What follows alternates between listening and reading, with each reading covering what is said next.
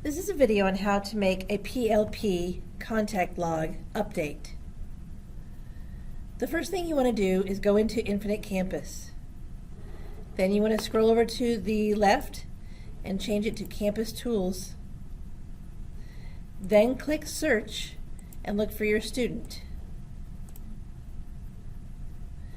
After you find your student, click on the index. Slide down on the left-hand side to where it says PLP, then click General. At that point in time, you'll notice that things change and the words Contact Log come up.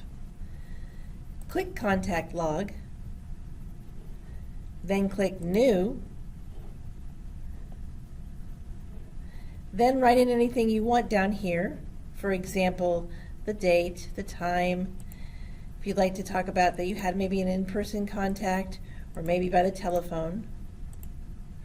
And then you can write things like talked to mom about whatever the problem is. It's also a good chance to say that you talked to the student. These are all just pieces of information that are good to have. When you're finished, click Save. Then the different contacts will come up. This concludes how to make a PLP contact log submission.